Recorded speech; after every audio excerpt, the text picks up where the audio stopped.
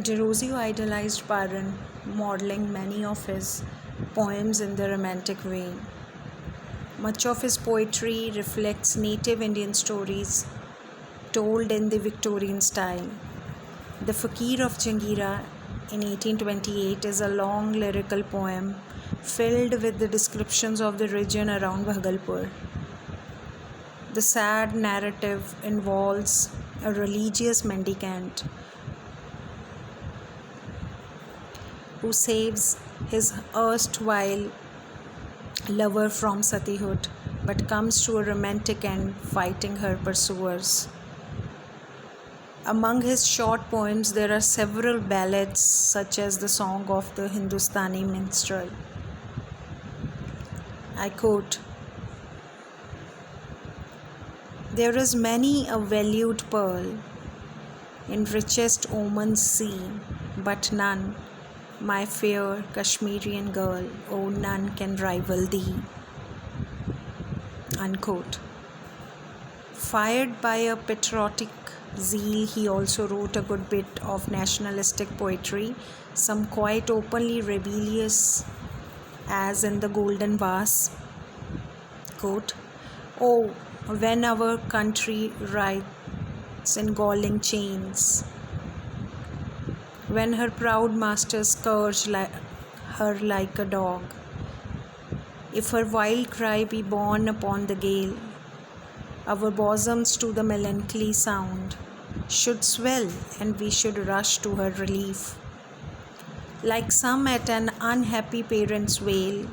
And when we know the flash of patriot swords is unto spirits longing to be free, like hope's returning light, we should not pause till every tyrant tread our feet, or till we find graves." Unquote. This anti-imperialist fervor also separated him from the Anglo-Indian community, who were overwhelmingly pro-British. At one point, he urged his fellow Anglo-Indians that it would be, quote, "in their interest to unite and be cooperative with the other native inhabitants of India. Any other course will subject them to greater opposition than they have at present." Unquote. Despite his poetic bent and his flamboyant dresses, he never showed much interest in women, though he was a strong advocate for female emancipation. The women in his poetry also appear a little wooden and lacking in individuality. His ideas had a profound influence on the social movement that came to be known as the Bengal Renaissance in early 19th century Bengal. And despite being viewed as something of an iconoclast by others like Alexander Duff and other Christian missionaries,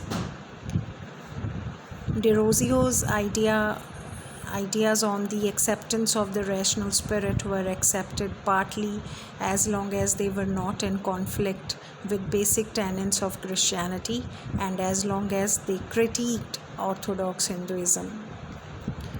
Derozio was an atheist, but his ideas were also partly responsible for the conversion of upper caste Hindus like Krishna Mohan Banerjee and Lal Bihari Dey to Christianity.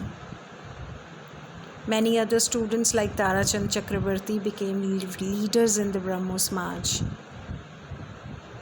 A commemorative Derozio postage stamp was issued on 15th December 2009.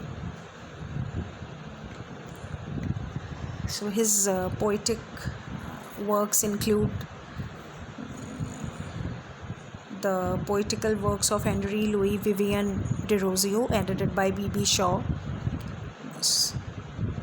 Came out in 1907.